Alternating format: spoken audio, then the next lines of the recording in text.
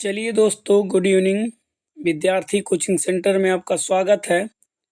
और UP board exam 2025 भौतिक विज्ञान और ये कक्षा 12th के लिए 12 वाले बच्चों के लिए है। अध्याय 1 है विद्युत आवेश, कूलाम का नियम तथा विद्युत क्षेत्र। पार्ट 1 है। बहुविकल्पीय प्रश्न है। आप लोग जानते हैं कि बोर्ड एग्ज़ाम में 5 या 6 नंबर के बहुविकल्पीय प्रश्न आते हैं, तो वो भी गलत हो जाने से 1-2% जो भी नंबर रहता है वो कम हो जाता है। फिलहाल इसमें आप देखेंगे कि जितना भी बहुविकल्पीय प्रश्न होगा आपके पूरे फिजिक्स में सब सॉल्व करवाया जाएगा बेहतरीन तरीके से। और आप धैर्य बनाकर पढ़िएगा और अनुमान लगाइएगा कि आप कितना क्वेश्चन सही कर पाएंगे। तो इस तरीके से हम शुरुआत करते हैं।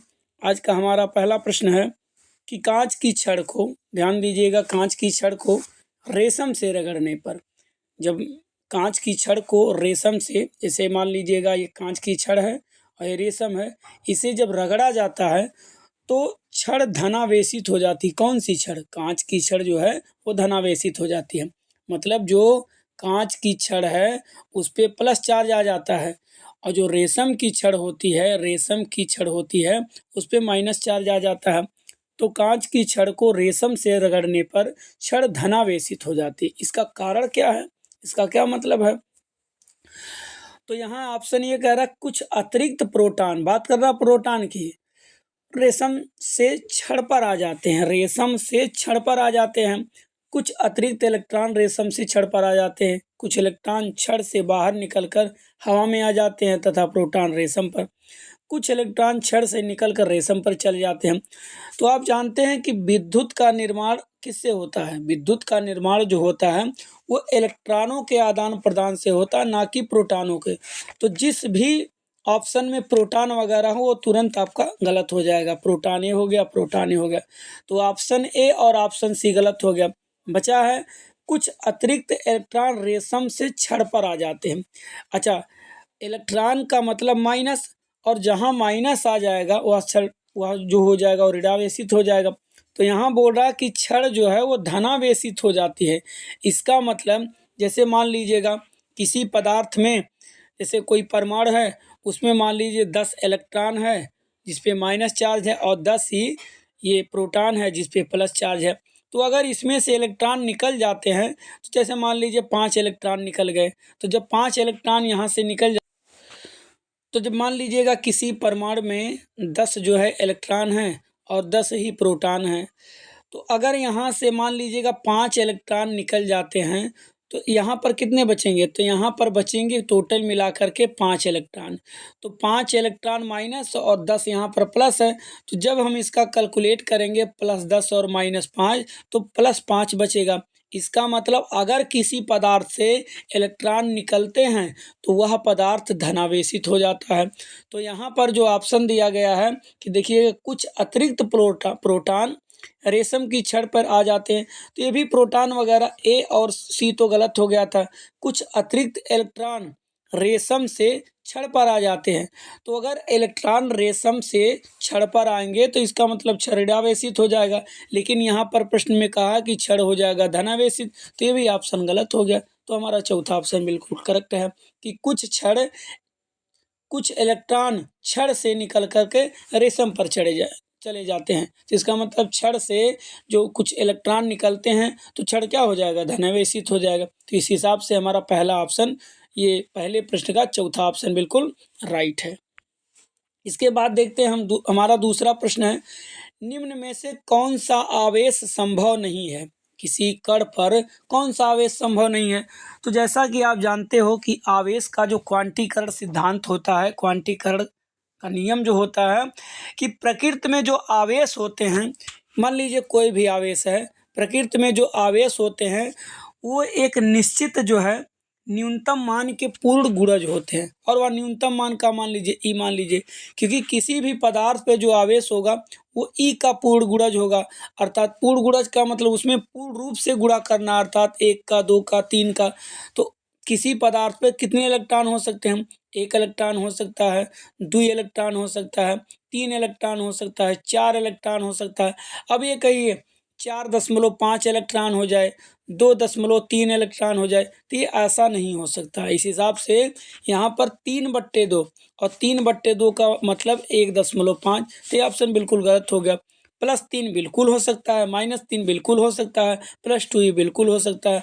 तो निम्न में से कौन सा आवेश संभव नहीं है? तो इस हिसाब से जो हमारा ये 1 मिनट थोड़ा सा यहाँ पर, इस हिसाब से ये जो हमारा पहला ऑप्शन है यही इसमें से करेक्ट माना जाएगा। निम्न में से कौन सा आवेश संभव नहीं है? तो ये 2 मतलब प्लस जो है 3/2 इलेक्ट्रॉन किसी भी परमाणु पर नहीं हो सकता है। इसे और ये रहा हमारा आज का तीसरा प्रश्न है, स्थिर विद्युतकी से बात करते हैं। स्थिर, देखो विद्युत दो प्रकार का होता है, एक धारा विद्युत होता है, एक स्थिर विद्युत होता है। तो यहाँ पर बात करते हैं स्थिर विद्युतकी से संबंधित निम्न में से कौन सा कथन यथार्थ नहीं है? यथार्थ माने सत्य, अर्थात सत्य नहीं है। आवेश क्वांटीकृत है, आवेश जो है क्वांटीकृत राशि है। तो बिल्कुल अभी बताया गया है कि आवेश जो होता है वो किसी निश्चित न्यूनतम मान का पूर्ण गुणज होता है। तो इसका मतलब ए ऑप्शन हिसाब से ये सही है, ये वाक्य सही है, कथन सही है। इसका मतलब ये कह रहा कौन सा यथार्थ नहीं है, अर्थात ये ऑप्शन गलत हो जाएगा। आवेश संरक्षित होता है, बिल्कुल आवेश संरक्षित होता है, क्योंकि आप जानते हो कि आवेश संरक्षण का जो नियम होता है, किसी परमाणु में किसी भी मान लीजिएगा निकाय में कुल आवेश नियत रहता है। आवेश को ना तो उत्पन्न किया जा सकता है और ना ही नष्ट किया जा सकता। तो ये सही है और ये ऑप्शन बिल्कुल गलत हो गया। बल रेखा क्षेत्र की दिशा को प्रदर्शित करते हैं, बिल्कुल ऐसे बनाया जाता, सदिश में होते हैं। तो ये भी सही, अर्थात ये ऑप्शन गलत हो गया। ये इस हिसाब से ये ऑप्शन सही हो जाए। क्यों? घर्षण से इलेक्ट्रॉन का उत्पादन नहीं होता है। जैसे मान लीजिएगा कि अगर आप कहीं घर्षण करते हैं, हथेली को रगड़ते हैं, तो आपकी हथेली गर्म हो जाती है। तो ये नहीं है कि उससे इलेक्ट्रॉन निकल रहे हैं। घर्षण से इलेक्ट्रॉनों का स्थानांतरण होता है, ना कि उत्पादन होता है। तो इस जो प्रश्न के हिसाब से ये ऑप्शन जो है सही माना जाए, क्योंकि ये कथन जो है गलत हो जाएगा। बात करते हैं हम चौथे प्रश्न का कि आवेशों की प्रकृति होती है, जो आवेश होते हैं उनकी प्रकृति कैसी होती है? योगात्मक हो सकता है, व्यवकलनात्मक ये भी गलत हो जाएगा, वितरण हो गलत हो जाएगा, क्रम विनिमय गलत हो जाएगा। तो योगात्मक सही होता है, क्योंकि आप जानते हो ना कि आवेशों की योज्यता कि जैसे मान लीजिएगा कि जो भी आवेश होते हैं +q या -q, सब का योगफल q के बराबर होता है। तो अगले प्रश्न पे चलते हैं। प्रश्न नंबर हमारा देखते हैं 5वां है कि निम्न बलों में से कौन सा बल व्युत्क्रम वर्ग के नियम का पालन नहीं करता है? ये व्युत्क्रम बल मतलब कूलाम का जो नियम होता है। तो निम्न बलों में से कौन सा बल दूरी के, जो r होता है, दूरी के व्युत्क्रम वर्ग के नियम का पालन नहीं करता? तो ये हो जाएगा चुंबकीय बल, बिल्कुल सही है, करता है। गुरुत्वीय बल मतलब गुरुत्वाकर्षण वाला बल जो भी है करता है। विद्युत बल ये भी करता है, ये नाभिकीय बल नहीं करता, अर्थात ये ऑप्शन सही माना जाएगा। चलिए आज इसके बाद देखते हैं हम अगला प्रश्न हमारा है कि कोई आवेश Q है में इलेक्ट्रॉनों की संख्या n होती है। तो यहाँ पर n का मान दिया गया है। तो आप जानते हो कि हमारा एक फार्मूला होता है कि Q बराबर होता है NE होता है। कि जैसे मान लीजिएगा कि किसी परमाणु में अगर इलेक्ट्रॉनों की संख्या n है तो उसमें कितने आवेश हैं? तो NE बराबर Q होता है। E क्या है? एक इलेक्ट्रॉन पर आवेश होता है। तो Q बराबर NE से हम देखते हैं, चूंकि हमको इसमें n का मान ज्ञात करना है, तो जब n का इसमें मान ज्ञात करना है तो इस हिसाब से जो हमारा ऑप्शन हो जाएगा, देखिएगा Q बराबर NE है तो NE को आप इधर ले जाइए, Q को इधर लेकर आइए। किसका मान ज्ञात करना है? n का। तो जब n का मान ज्ञात करना है तो Q/E हो जाएगा। तो n बराबर Q/E गलत है, ये भी गलत है।